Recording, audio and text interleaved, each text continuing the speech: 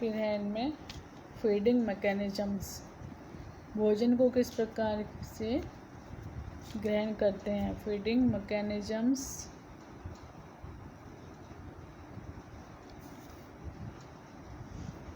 सब क्या करते हैं, स्नेक भोजन को चबाते नहीं हैं बल्कि उसे पूरा ही निगल लेते हैं। छिपकलियों से जो लिजर्ड्स हैं उनमें इस बात से अलग होते हैं कि अपने शरीर से अधिक बड़े जंतुओं को भी निगलने में समर्थ होते हैं। इनमें अनेक बॉडी में स्ट्रक्चरल एडेप्टेशंस पाए जाते हैं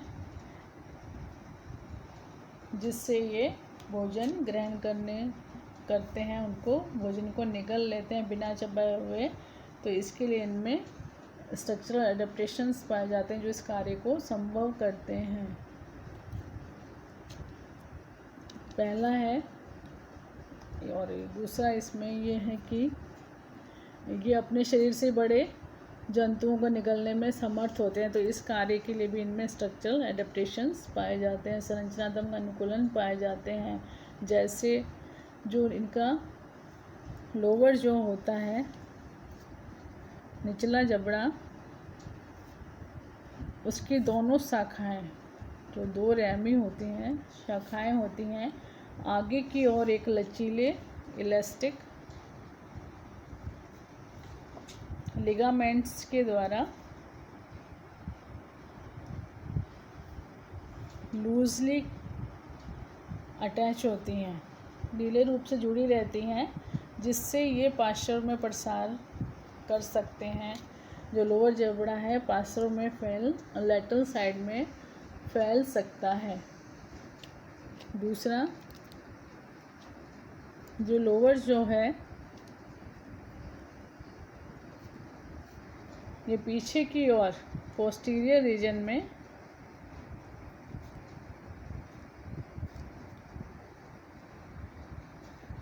क्वाड्रेट बोन्स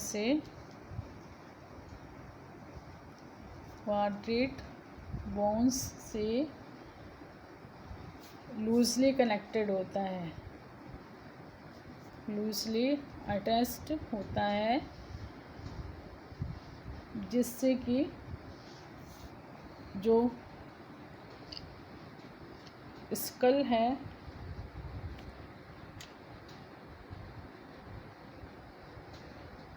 वो भी लूजली अटैच होती है।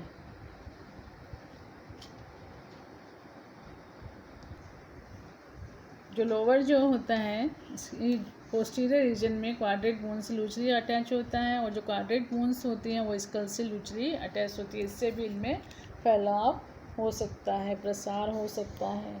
और तीसरा पॉइंट है कि पैलेट की जो बोन्स होती हैं, जो इसका तालू होता है, पैलेट होता है, उसकी बोन्स भी मूवेबल होती हैं।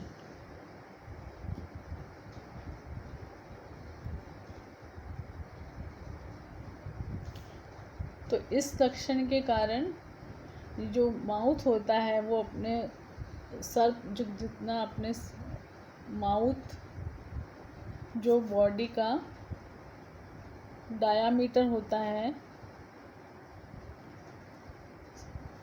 उससे कई गुना अधिक माउथ अपने आप को खोल सकता है, फैला सकता है, क्योंकि जो पैलेट है इसकी बोन्स मूवेबल होती हैं, इसलिए माउथ अपना फैलाव कर सकता है जो बॉडी का डायामीटर होता है उससे कई गुना अधिक।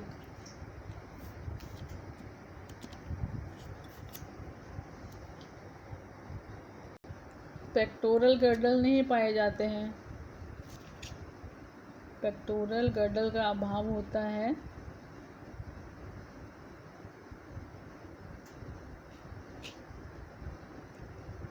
एब्सेंट।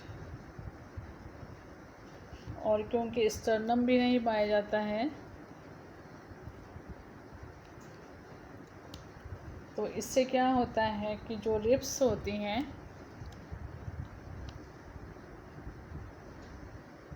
ये वेंट्रल की ओर फ्री रहती हैं, और जिससे स्टर्नम नहीं है, रिब्स वेंट्रल से फ्री रहती हैं, वेंट्रल साइड से फ्री रहती हैं, और इससे थ्रोट और जो बॉडी है उसका डायमेंशन अधिक, अपने आप को अधिक ग्रेट डायमेंशन तक फैला सकती है। थ्रोट एंड बॉडी अधिक प्रसार कर सकती है, अपने आप को अधिक फैला सकते हैं। जो ग्लोटिस है, जो माउथ के फ्लोर पे होता है, ग्लोटिस माउथ के फ्लोर पर बहुत आगे की तरफ स्थित होता है, बहुत आगे की तरफ स्थित होता है इससे, और निचले जो फ्रंट के टीथ होते हैं उनके ठीक पीछे खुलता है। तो इस प्रकार जब ये भोजन को स्वेलो करता है, निगलता है, उस समय ब्रीदिंग में कोई प्रॉब्लम नहीं आती, कोई इंटरफेरेंस या कोई बाधा नहीं होती है। जो ट्रेकिया होती है, श्वास नली, इसकी जो कार्टिलेज होती है, ट्रेकिया की कार्टिलेजेस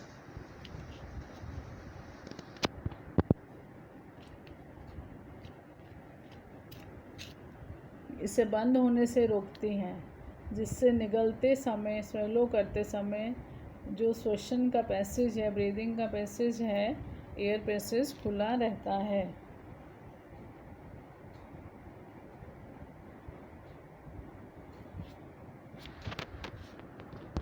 फूड को स्वेलो करते समय जो शार्प टीथ पाए जाते हैं, शार्प टीथ जो माउथ के अंदर की ओर, ऊपर की ओर कर्व्ड रहते हैं, मुड़े रहते हैं, तो शिकार को आगे की ओर फिसलने से, वापस बाहर फिसलने से रोकते हैं।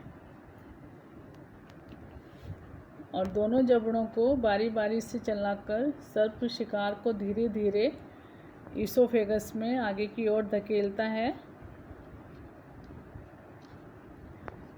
और फिर वहाँ से पेरिस्टॉल्टिक मूवमेंट्स, कर्माकुंचक गतियों के द्वारा ये आगे स्टमक में चला जाता है। इस डायग्राम में स्नेक के अंदर जो mechanism of swallowing large objects के बारे में बताया गया कि किस प्रकार से जो स्नेक है, सर्प है, लार्ज ऑब्जेक्ट्स जो उसकी बॉडी से कई गुना अधिक बड़े होते हैं उनको किस प्रकार से निगल लेता है, उनकी स्वेलोइंग किस प्रकार से करता है। तो इसमें देखो, ये इसके दो जबड़े हैं, अपर जो एंड लोअर जो, ऊपरी वाला जबड़ा और निचला जबड़ा। तो इसमें क्या होता है, जो निचला जबड़ा है इसमें फ्रंट की ओर इसकी एक शाखा ये है और दूसरी ये निचले जबड़े की, एक रेमस ये वाली है और दूसरी रेमस ये वाली है। ये आगे की ओर एक ये इलास्टिक लिगामेंट है जिससे लूजली अटैच रहता है, और पोस्टीरियर रीजन में ये क्वाड्रेट बोन के साथ में लूजली अटैच होता है, और ये जो क्वाड्रेट बोन है ये स्कल के साथ लूजली अटैच रहती है। तो इस प्रकार से क्या होता है कि ये अपने जो निचला जबड़ा है इसके रेमस के द्वारा पार्श्वों में लैटरल साइड में प्रसारित हो सकता है, फैल सकता है, अपना फैलाव कर सकता है। और दूसरा, इसमें जो पैलेट की बोन्स होती हैं, ऊपर वाली पैलेट की बोन्स हैं, मूवेबल होती हैं, तो इसकी वजह से भी ये अपनी जो ये मुख गुहा है इसका फैलाव कई गुना अधिक कर सकता है। शिकार जो इसकी सर्प की बॉडी होती है, स्नेक की बॉडी है, उसके डायामीटर से कई गुना अधिक अपने जो माउथ होता है उसका फैलाव कर सकता है, क्योंकि पैलेट की जो बोन्स होती हैं मूवेबल होती हैं। और दूसरा, जो इसमें टीथ होते हैं ये कर्व्ड होते हैं, अंदर की ओर कर्व्ड होते हैं, और इस शिकार को अंदर जो बाहर जाने से रोकते हैं, जो प्रे को अंदर स्वेलो कर लेते हैं उसको ये बॉडी से वापस बाहर निकलने से रोकते हैं। और दूसरा, इनमें पेक्टोरल गर्डल्स नहीं पाई जाती हैं, स्टर्नम भी नहीं पाए जाते हैं, तो इनकी जो थ्रोट होता है इसको फैला सकते हैं और बॉडी को भी फैला सकते हैं, क्योंकि जो रिब्स होती हैं इनकी वो वेंट्रली फ्री रहती हैं, वेंट्रल साइड में फ्री रहती हैं, क्योंकि स्टर्नम नहीं पाया जाता और पेक्टोरल गर्डल नहीं पाई जाती, इसलिए ये थ्रोट को भी बढ़ा सकते हैं और जो बॉडी है उसका भी फैलाव कर सकते हैं। इस प्रकार से अपने साइज़ से कई गुना बड़े अधिक साइज़ वाले शिकार को भी ये निगल सकते हैं। और इसके बाद में इसके अंदर पेरिस्टाल्टिक कर्मकुंचक गतियों के द्वारा भोजन को ईसोफेगस में और ईसोफेगस से आगे स्टमक में भेज दिया जाता है।